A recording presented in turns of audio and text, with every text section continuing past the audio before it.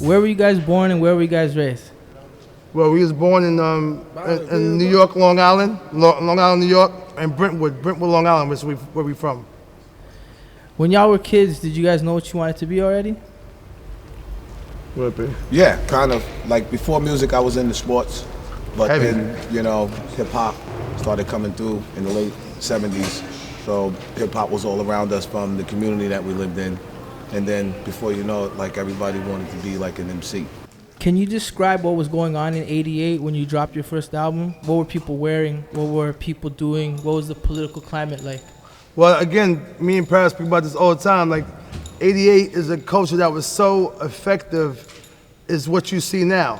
The haircuts you see, the jewelry you see, the style you wear, it's all '88. '88 too, hip hop was one of the most powerful years in hip hop because of all the groups that came out. We got to talk about it, but it's Kane, Rakim, Public Enemy, Hammer, Slick Rick, Salt and Pepper, Too Short, Dougie. I mean, it was tons of acts that came out. So the climate was crazy, and again, not to mention, but Reagan was in it, money was good, the drug crack was at an all-time high. That's what it was at that time. How would you say y'all became so business savvy? Well, just it was an experience. Like, your music and your talent's one thing, but then to be part of the actual hip-hop culture, in order to survive and actually be here for 30 years, you would have to be on top of your business. Right. So we just spoke on it as we went along. First album, strictly business. And then, most people say, oh, sophomore joints, you can't do it again. So then it inspired So What You Saying and, the big payback. Right. But at the end of the day, it's all business. We was all smart too. And Paris is a college graduate, so it wasn't like we was in here not knowing. We learned from Russell Simmons and we got smart quick. Did you guys like school? Well, school was cool because that's where it all started going down. Even if you didn't like school, you still went to school. Exactly. Yeah, that's true. No matter what. Go see that girl, see the shorty. You're right about that. No matter if you didn't like school, you liked school because of the other shit. See your friends in the place, hang out, And is it true you guys still own all your music? Yes. All right, because that's something pretty rare. It's rare, very rare. Me and Paris, like we said, we still do small deals here and there, licensed, but for the most part, me and Paris still own most of our stuff. Yeah. And how did you guys manage to pull that off? It's just the fact that me and P, we was very blessed, and we didn't. It was one thing that we was able to have enough cash accumulated, and we were smart. We had, we was very smart at the time. And we had smart people too to help us. How did y'all end up sampling so much funk and rock at a time when everyone was sampling disco? What attracted you to the funk? The whole thing was Paris's dad had a cassette tape called Zap. That's where More Bounce came from. And once we had that format, as far as we call it dub plate or the blueprint. Yeah. We liked that type because we grew up to it, but also that's where it came from. The start of having that Zap cassette tape is where we went from that, and it kept going.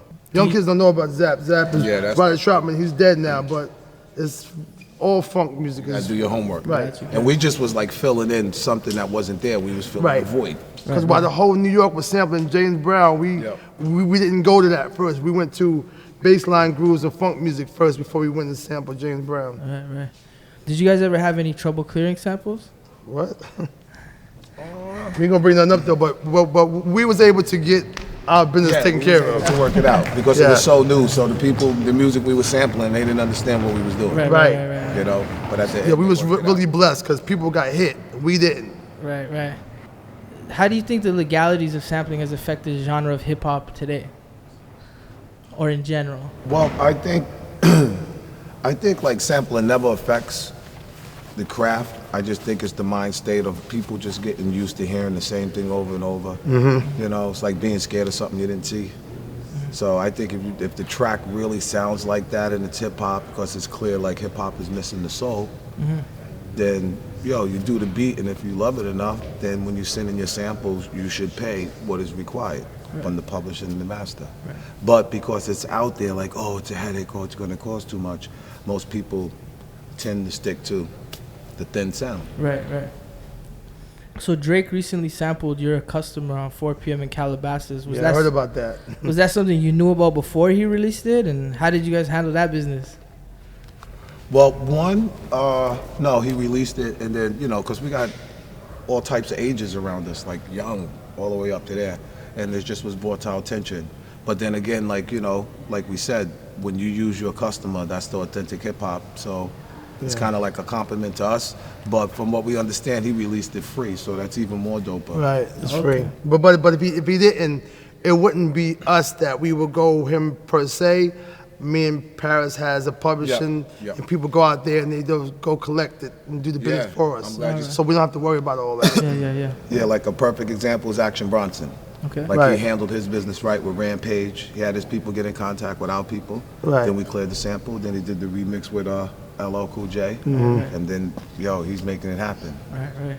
Another one that I noticed recently was by Consequence, and he sampled "It's My Thing," which sampled 7 Minutes of Funk. Right. It was a track with Tony Yayo and Ty Dolla $ign. So, you guys talk a little bit about how that came to be, because that sounded exactly like.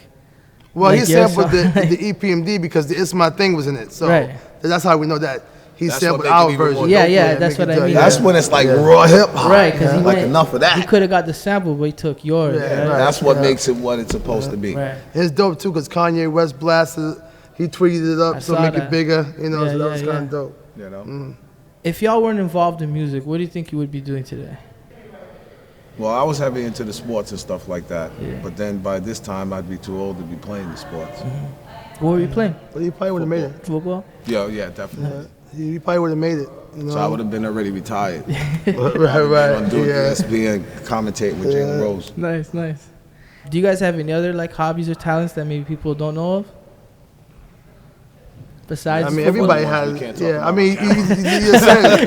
Got you. But he just said it though too. People don't know Paris was a football player. You know what I mean? And stuff. Of course, you got the regular hobbies that you do with your children. You know, you all play. You know, you play sports. You play basketball, football. You know, you do swimming. You do the other stuff that people do the normal stuff. You know, vacations. And you listen to them because they know, so you don't want to start looking. And being at this age, I'm quite sure everybody has children. So if anybody know about being a father, it's the coolest thing in the world to be.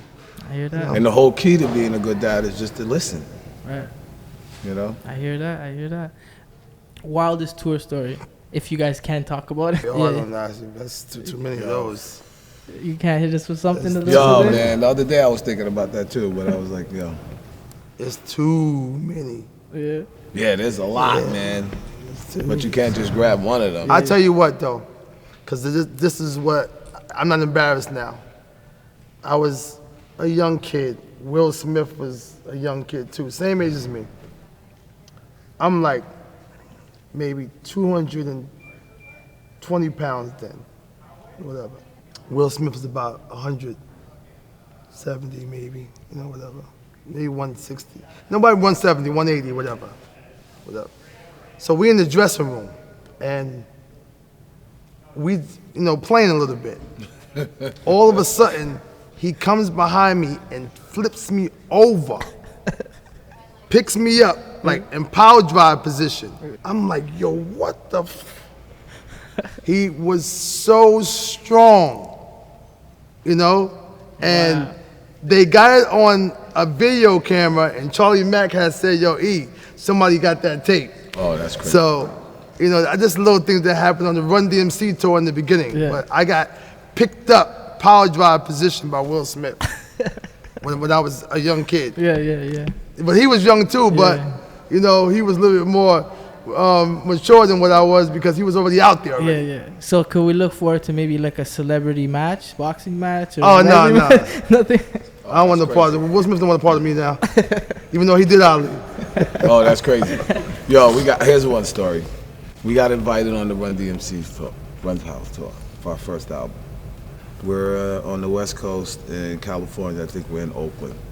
We have one of the guys with us now. We're riding on Run DMC tour bus for free. They looked out for us. Every night we're looking at the show tour with no strings. We get to the hotel. One of our guys is start talking to some girl.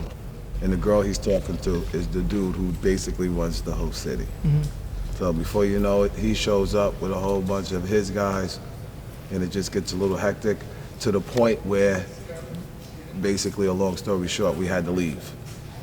the hotel. Yeah. So, and we was on Run DMC's tour. Yeah. So they had to call Run DMC up and said, listen, we're leaving the hotel. This is after a big show and everything. Wow. You know? Wow. And it's like, well, what's going on? Well, we got a situation where the guy's uptight. He said he'll be back like Arnold. And he looked pretty convinced. Yeah. What city was this in? I think we was in Oakland. Oakland, okay. Yep. So, and we were supposed to actually stay the night and leave in the morning and had to end up leaving that night. Grinding. There's 1,000 stories, man. Yeah. Got you. How do you guys feel about battle culture? Is it different from what it used to be? Better, worse? It's dope. Yeah, it's real dope now. It's like next level. Well, we big fans of that. Yeah, like Yeah. that should be there. Like that's like the come up. Like if you really believe in like yourself like that, Yeah. That's hip hop. you can't play around in there. You have to know what you do. And I know that tonight, too, while our show was going on, I think it was the King of the Dot was tonight. Yeah, I think You hear anything about that? Oh, they got the World beat Domination battle 6. thing going on up the street. Yeah, the King of the Dot is what our smack is to us. Yeah. Is here for them. Yeah, that's big. What would you say is the most difficult part of your careers? There really none to me. I think is trying to see everybody. I think that I wish that we can see the cities that we used to see and touch everybody who gave us the opportunity, that said that, that support us. Right. That's what I sometimes I'd be like, dang, I wish we, what I'm saying, that everybody get a chance to see us. Yeah. And I'm trying to make that happen, right now, while we 30 years, that's why we're going everywhere, to make sure that people who support us get a chance to see us. I think it's like the hardest thing right now is to get everybody to see us. Right. But we working on it because we Yeah. just bodied 15 countries. Right, so we almost there. Yeah, we Yeah. even did New Mexico. Yeah. All nice turnouts. Yeah. Do you guys have a favorite place that you've traveled to? Or is it too many to count? It's I'm too sure? many to count. Yeah. But again, like, did you see Toronto? Hey, like, I mean, not because Toronto like that, but every time we came here, it's the same. No matter what billing y'all ever had, what was up, it's the same. Toronto was just, again, y'all was known, Charclair, again, Tara, Cardinal Official, Socrates. I hope y'all report that there was a life in Toronto Definitely. with hip hop before the new hip hop came. Yep. So y'all was strong But with it's hip kind hop of like already. with us. Like they had that music, and then it took for us to get up and start working. Right. Now it's like a balance. Yeah, Toronto should stand up and represent and put that, let the people of Toronto, young people like y'all, know what the city had before it became the new Toronto. True, you know. true. So I asked you a little bit about in '88 and kind of what the era was like. You mentioned Reagan and stuff. I want to ask you, how do you feel about kind of like the racial tensions surrounding the presidential election and the rising levels of police brutality? You guys have an opinion on that?